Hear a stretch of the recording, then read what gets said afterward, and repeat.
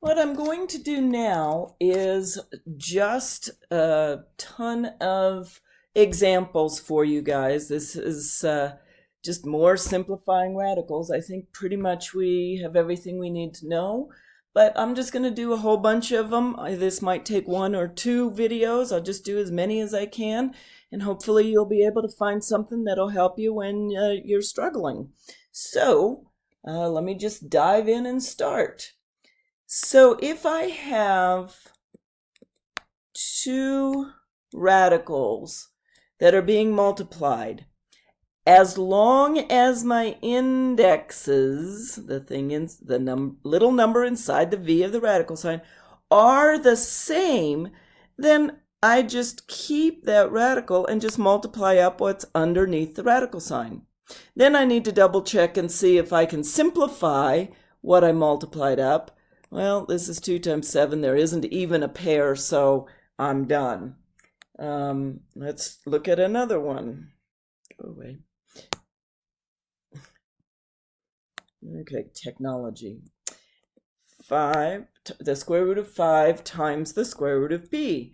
So they both have the same index, so I can multiply them, and I just get this. And I know there's no even square root of 5. I know there's no even square root of p. Let's do another one. Square root of 12. Well, let's see if I can simplify this. 2 times 6, 2 times 3. 2 is the little number inside the v of my radical, so it tells me I have to have 2 in a group. So I take one of the 2's, and my final answer then is 2 times the square root of 3. That's just using prime factorization to figure out how to simplify this. And let's try this.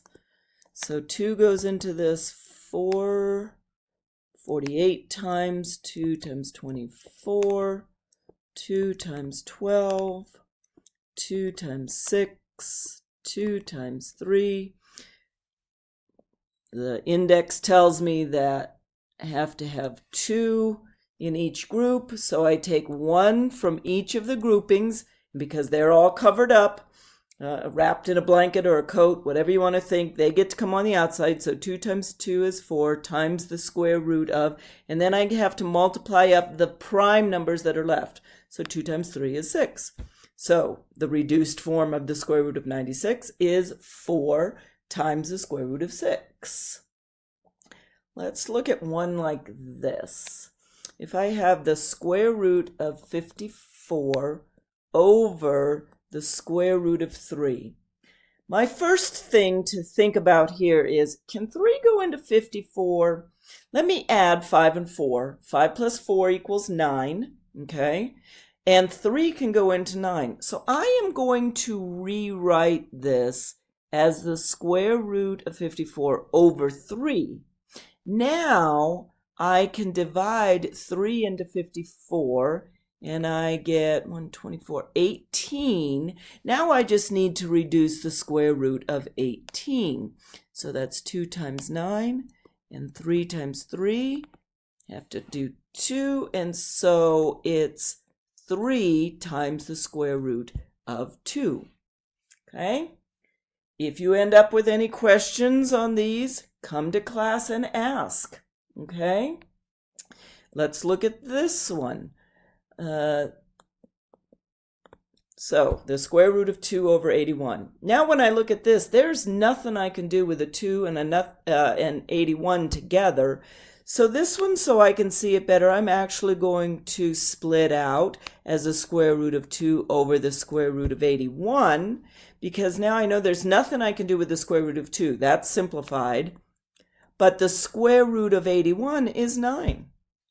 So sometimes it will be split out already, and we want to put it under one radical, and sometimes it'll be under one radical and we want to split it out. Whichever way helps you best, okay? Those are legal things in math that you can do. Okay, so remember, this is t to the 16th, the square root of t to the 16th. Now remember, whenever your exponent is equal to or greater than your index, so exponent equal to or greater than your index, stuff can come out, okay? So my index here, it's invisible, so it's a 2. How many 2's in 16? Well, there's exactly 8. So when I reduce this to lowest terms, it's t to the 8th. Okay? Let's look at the next one. Square root of 9 over z to the 8th. Now, I always look at the numbers first, and then I look at the letters. So I'm going to look and say, oh, is there a square root of 9? Well, yep, that's 3. So that obviously comes on the outside. And then I look and I say, oh, is there a square, how many 2's? Because again, this index is a 2. How many 2's in 8? Well, there's 4 of them, and that's even. There's nothing left over. So this is an even root, and that is reduced. Okay? Let's just keep going. As many as I can get in the time I've got. So 20, the square root of 25 p to the 20th, q to the 14th. So again, I'm going to start with a number. Is there a square root of 25? Well, yes, there is. It happens to be 5. How many 2's in 20? Well, there's 10 of them. And how many 2's in 14? 7. I'm done. Okay. Square root of 27 z to the 12th. Well, just looking, I know there's not an even square root of 27, but maybe it can reduce down, and 2 in a group. So I know a 3 is coming on the outside. The radical, whatever it is, stays the same. And a 3 is going to have to stay on the inside. And then I look, how many 2's in 12? Oh, there's 6 of them, and that was even. So it's just like this. 3z to the 6th times the square root of 3. Now be really, really careful, guys. There's a huge difference between 3z to the 6th times the square root as opposed to 3z times the 6th root of 3. So be very careful if this 6 is an exponent and not an index, how you write your answer. Okay, let's look at the next one. I've got the square root of h squared over 169. Well, I think this is one of them I'm going to rewrite and separate out in the square root of 169. Okay, so the square root of h squared, well, how many 2's in 2? Just 1. And the square root of 169 is 13. And if you didn't know that, then you would do prime factorization. 2 doesn't go in there. 9 and 1 is 10, and 6 is 16, so 3 doesn't go into 16, so 3 doesn't. 5 doesn't. 7 doesn't go in there. 11 doesn't go in there. And then you would go 13. You go, I don't know. Let me just try 13 times 13. It's 9, 3, 3, 1, and you would get 169. Okay? But that's how you still used prime factorization to find it. You just started with 2 and kept going up. Okay? The square root of 44 over w squared, z to the 18th. Well, again, this looks like one that I think I'm going to separate out.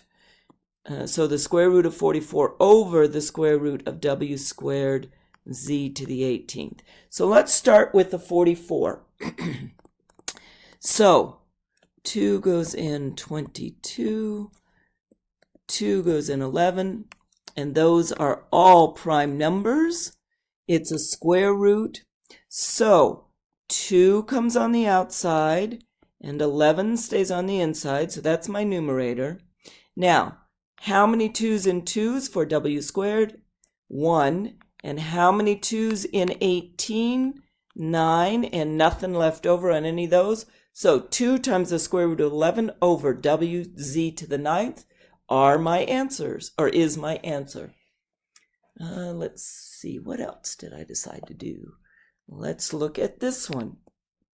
If I have the square root of a to the 10th times the square root of a to the 3rd, well, both indexes are exactly the same, so I can multiply them. And underneath both my a's, those bases are the same, so I keep the base and add the exponents. Okay, now I just need to simplify what I've got.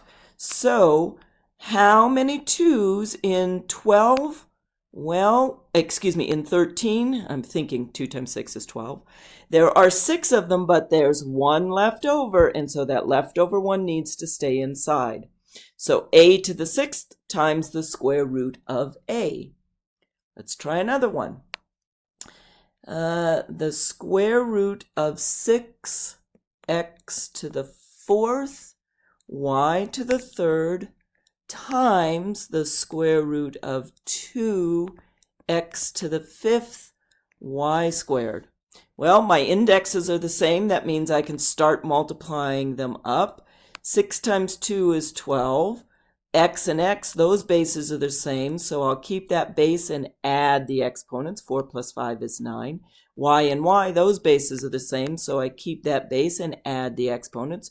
3 plus 2 is 5. Now I just need to simplify. Well, let's see. That's 2 times 6. This is for the 12, and 2 times 3. 2. So 2 comes on the outside. I'm going to leave room in case the x and the y comes out, and a 3 has to stay under. How many 2's in 9? Well, there's 4, and then there's 1 left over because 2 times 4 is 8, and 1 left over. And now how many 2's in 5? Well, there's 2 of them, and 1 left over. So my final answer here is 2x to the 4th, y squared, 3xy. Okay, where's the next one? Let's look at this guy. So we've got the square root of 21, y to the 8th, z to the 18th over the square root of 3y z to the 13th. Well, you know, I look at the 21 and the 3 and I think, ooh, that can be 7. So you know what? I'm going to rewrite this guy all under one radical to the 18th over 3y z to the 13th. So this 21 minus 3 is 7. The y's, both of the bases are the same, so I subtract the exponents, and wherever the bigger one is where it stays. So the bigger one's in the numerator. 8 minus 1 is 7. And same with the z's, the bases are the same, so I'm going to subtract the exponents, and wherever the bigger one is, if it's in the numerator, it stays in the numerator. If the bigger one is in the denominator, then it would stay in the denominator. Again, this is the bigger number is in the numerator, and 18 minus 13 is 5. Now I just need to reduce this. Well, there's no square root of 7, so I know that's going to have to stay. How many 2's in 7 for the y to the 7th? Well, there's 3 of them, and 1 left over because 2 times 3 is 6, and 1 makes 7. How many 2's in 5? Well, there's 2 because 2 times 2 is 4, and 1 left over plus 1 is 5. Okay, go on to the next one. I'm just going to do a whole bunch more there as well.